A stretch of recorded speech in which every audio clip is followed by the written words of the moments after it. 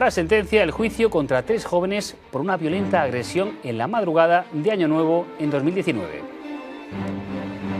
Daniel y Vladimir están acusados de un homicidio en grado de tentativa por dar 10 puñaladas a Carlos. Y a Carlos le acusan de un delito de lesiones por dar previamente un botellazo a Daniel. Han visto primero a Daniel, a Vladimir y el último en ser señalado es Carlos. Hay que ponerse en contexto, es una noche vieja, el primer episodio, el del botellazo, fue en un parque haciendo botelleo y el segundo, según la fiscalía, Daniel fue a buscar a Carlos con una navaja que cogió en casa. A las 4 de la mañana se ha asomado y ha visto luces de la policía local, pero nada más, no sabíamos ni qué había pasado ni nada. Íbamos a tomar el café, he visto el coche que había sangre encima del coche y justo aquí en la esquina pues mucha sangre también. Daniel encontró a Carlos ya pasadas las 4 de la madrugada en un bar. Intentó agredirle, pero huyó. Lo persiguió y lo alcanzó en un portal. A Daniel supuestamente le ayudó su amigo Vladimir, al que encontró en el bar y que le sujetó a Carlos, que sufrió al menos 10 navajazos, que necesitó 3 meses para superar las heridas y que le han quedado secuelas estéticas de adherencia intestinal y también dolores. Pues estaba en mi casa y a las 5 de la mañana fueron los guardias. Nos dijeron que a mi hijo le llevaban a Murcia de urgencia y salimos corriendo, pues yo que ni me acuerdo lo que ha pasado. En ese momento me fui loca. Esa era la madre de Carlos, estaba a las puertas del juzgado de Totana, estaba pidiendo justicia y ese momento ya ha llegado. Y es que en las últimas 3 semanas se han producido las 3 sesiones del juicio. Para Daniel y Lenin Vladimir, la Fiscalía pide 7 años y medio por tentativa de homicidio, así como una indemnización superior a los 30.000 euros. Los testigos que acudieron al juicio explicaron que los 2 acusados se intercambiaban la navaja para agredirle. ¿Por qué se mata corriendo? ¿Por qué te lo iba a matar? Decía, te voy a matar, cabrón, no sé qué, y salió corriendo. Y luego volvió, uno lo cogía y otro lo condenaba. Y luego se pasaban la navaja y uno lo cogía y otro lo condenaba. Ante eso, el principal acusado dijo en el juicio que solo quería asustar a Carlos, pero que se le fue la cabeza debido al alcohol y a las drogas, y que la navaja apareció casi de casualidad en la chaqueta. Para hablar de este caso nos acompaña el abogado de la víctima, que también además, el abogado de la víctima, está acusado. Nos referimos al letrado Raúl Pardo Geijo. Buenas noches y muchas gracias. Buenas noches, gracias a vosotros.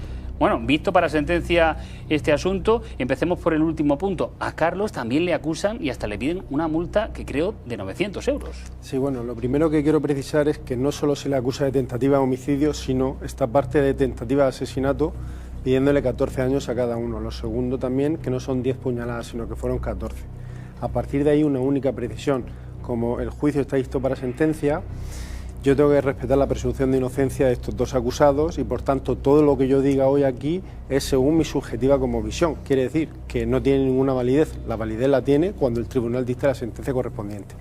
Y, en efecto, a la pregunta que me realizas, está acusado, por un lado, de un delito leve por parte de la Fiscalía y, por otro lado, por la acusación particular de un delito del 148, solicitando una pena de 2 años y medio de prisión. Pero en el juicio, por defectos procesales en escritos de acusación, no recurrir en ciertos autos y luego el escrito de fáctico, donde tiene que venir el relato exacto de lo que ha ocurrido, no se puede condenar por el 148 y esos 2 años y medio ya no se podrán aplicar, por cuanto si no se vulneraría el principio acusatorio. Es un poco técnico, pero es lo que ocurre, con lo cual solo se puede quedar con la falta de lesiones, a la que además hemos arguido legítima defensa. Esa falta, para que lo entendamos y no desviemos un poco la cuestión, se produce, esa falta de lesiones o delito leve de lesiones, se produce en una primera reyerta que tienen. Luego el asesino, confeso, presuntamente por supuesto, es el que se va a cambiarse la ropa y luego ya va a buscarlo a otro local e intenta apuñalarlo y no lo consigue. Y luego ya es cuando va y lo persigue corriendo y propina las 14 puñaladas con ayuda del otro sujeto. Por eso, lo que quizá la gente no entienda es por qué se le acusa al mío de ese delito leve. Pues porque el suceso acaece, los apuñalamientos acontecen pues digamos casi 40 o 50 minutos después. Entonces, cada uno tiene que responder de sus actos. En este caso concreto, mi defendido alega la legítima defensa porque no tenía otra manera, al ser cogido el cuello por este sujeto, que quitárselo de encima con una botella que se encontró, y así lo han declarado los testigos.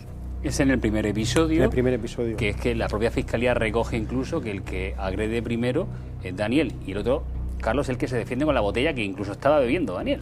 Resumidamente, porque es el suceso que menos me interesa, dado que básicamente... Pero es el que afecta a su cliente. Sí, pero es el que afecta a mi cliente, pero ya que no le pueden condenar a 2 años y medio de prisión, sino una multa de 200 euros, pues me es indiferente. Pero lo que quiero decir es que al final, sí, le da puñetazos, le da patadas, lo tira al suelo, se pone encima de él, lo coge del cuello, todo esto en términos de presunción, obviamente, y una vez que se está ahogando, encuentra una botella, que lo han declarado así los testigos, la coge y le da en la cabeza, y se lo quita de encima, y los demás lo apartan. Para mí eso es legítima defensa, para el tribunal no lo sé. Decía usted en sus apreciaciones que solicita también, de hecho, tentativa de asesinato, quizá por ese relato que hacía, y es que, al parecer, Daniel va a casa y se cambia, según la misma Fiscalía, es cuando coge la navaja, sí, y va directamente a buscar a su cliente, es decir, que ya no puede ser algo de arrebato o encontrarse por la calle. Vamos a ver, digamos que en el acto del juicio se descubrió que Lenin, a mi juicio también, fue a acompañarle, porque vio la chaqueta llena de sangre y él, el asesino confeso que no es confeso, porque ha cambiado la versión 20.000 veces, con lo cual confesión ninguna. Dice que le vio la chaqueta llena de sangre. ¿Cómo puede ver la chaqueta llena de sangre si se había ido a cambiar? Con lo cual, a mi juicio, yo lo que dije en el juicio, se fueron los dos a casa, ¿vale? Cogieron la navaja y punto. A partir de ahí, ¿qué es lo que ocurre? ¿Por qué es tentativa de asesinato? Porque van primero a Bas Platea a intentar, en este caso Daniel, a intentar apuñalarlo, aprovechando una situación de total indefensión. No hace falta buscarla, sino aprovecharla. No lo consigue y aún así luego lo persigue, se lo encuentra en un portal, acomete contra él de forma directa, lo apuñala. En principio lo apuñala 14 veces, pero en principio las 2 o 3 primeras puñaladas, y luego viene, presuntamente también, Lenin, y cuando está agachado de las primeras puñaladas que le ha proferido, le levanta la cabeza para empotrársela contra un portal de cristal revestido de barrotes de hierro para que no se pueda mover ni defender. A raíz de ahí son coautores los dos porque han participado en la ejecución del delito, no en la preparación, coautores. Y por eso se le pide esa pena de delito de intentado de asesinato. De hecho, uno de los testigos llega a decir que se pasan la navaja para seguir. No, ese es el tema. Aquí no hay ninguna prueba directa respecto de Lenin, de que sujete la cabeza. Entonces, lo único que dicen los dos testigos que declararon es que cuando Carlos ya podía hablar y les contó lo que había ocurrido, uno dice que sucede lo que Carlos cuenta, que uno le apuñala mientras el otro le coge la cabeza. Y el otro testigo es el que dice, que le cuenta que se van pasando la navaja uno a otro, etcétera. Pero ese testigo, que es lo que dije en el juicio, que pudiera parecer de descargo, es un testigo totalmente de cargo, porque declaró perfectamente todo lo acaecido en el primer suceso, en el segundo y en el tercero se equivoca en esto, y lo que da a entender al tribunal, equivocándose en eso y viendo que no está preparado, es que hay una intervención directa de Lenin. Se pase la navaja o no es lo de menos, sino que ha intervenido de alguna manera. Eso es un equívoco porque es un testigo de referencia, con lo cual es un testigo perfectamente válido y además favorable para esta defensa-acusación. Lo he dicho usted un par de veces, asesino confeso o no confeso, ¿a qué se refiere? Un asesino confeso es confeso porque se llama confeso, pero no se le puede aplicar la atenuante de confesión. Este señor se presenta en comisaría desde el mismo día 1. No, el mismo día 1 a las 9 de la noche. Es decir, casi después de haber dormido la resaca. Casi 23 horas después, cuando a las 5 de la mañana sucede esto, ya hay 2 testigos que aportan fotos del sujeto de Facebook, diciendo las capturas de pantalla, poniendo a parir a mi representado, diciendo hijo de puta, no sé qué. Si salgo bien, es decir, si no muere, quiero mucho a mi familia, si sale mal, pues entrar en prisión y tal. Que entró, que también es lo que he visto del compañero. Querían escaparse estos dos en libertad porque habían reconocido, etcétera, etcétera, y nanay. Entraron a prisión los dos casi 2 años, ¿vale? Entonces, confeso no es. No ha mantenido la declaración en ninguno de los momentos de forma uniforme. Ha ido diciendo cosas, añadiendo, de decir al principio que lo apuñala por sorpresa y sin que lo viese y sin que tuviese la navaja, luego dice que es que lo tiene que apuñalar en el Bas Platea porque le empieza a agredir, cosa que no ha dicho ningún testigo. Y luego ya cuando lo apuñala esas 14 veces, dice que qué iba a hacer, que la apuñaló 14 veces porque le intentaba pegar.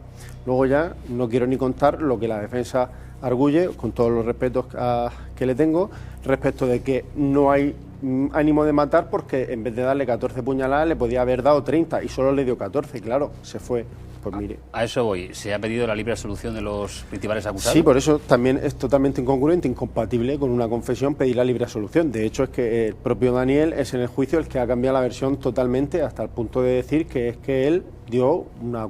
Bueno, es que es surrealista, sinceramente, yo no lo he visto en mi vida. Que dio una puñalada o dos y que se fue, y que en 5 minutos que llega la policía, cualquier otra persona pudo venir a proferir el resto de las puñaladas. Pues no puedo calificarlo más allá de lo que acabo de decir. Al parecer el propio Daniel hace unas semanas también fue víctima de otro apuñalamiento. No tiene nada que ver con los hechos justiciables, pero también es curioso. Yo de eso no tengo ninguna información. Sé que fue víctima de un apuñalamiento, de un par de puñaladas, porque empezó una pelea y le apuñalaron, pero no tengo ni idea de quién fue ni qué ha pasado. Y él, si le han apuñalado, lo que tiene que hacer es denunciar y que pague quien le haya apuñalado, igual que tiene que pagar él. Y ya por último, ¿alguna estimación de cuánto puede durar el tribunal en dictar sentencia?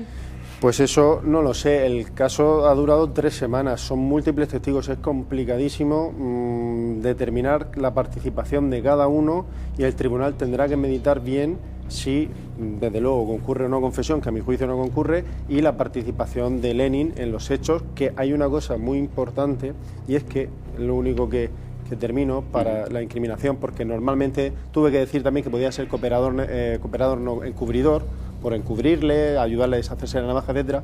Pero hay una cosa trascendental que dijo Lenin, y es que desde el momento de los hechos guardó su ropa, el mismo momento, sin tocar ni lavar. ¿Quién hace eso si no ha participado en un crimen? ¿Por qué lo hace? Porque le pueden incriminar. ¿Y por qué le pueden incriminar? Porque Carlos, cuando despierte, va a decir, has sido tú. ¿Y por qué ofrece aportar esa ropa? Porque no estaba manchada de sangre. Si no estaba manchada de sangre ni la de Daniel, de sangre de mi representado. Con lo cual, otra estrategia más que acredita que Lenin, y siempre digo en términos de presunción, porque no hay sentencia, participó en estos hechos. Participó, no, fue coautor. Pues Raúl Pardo Geijo, muchísimas gracias por venir a Código 112 y por sus opiniones subjetivas. ¿Subjetivas son? Muchas gracias, muy amable.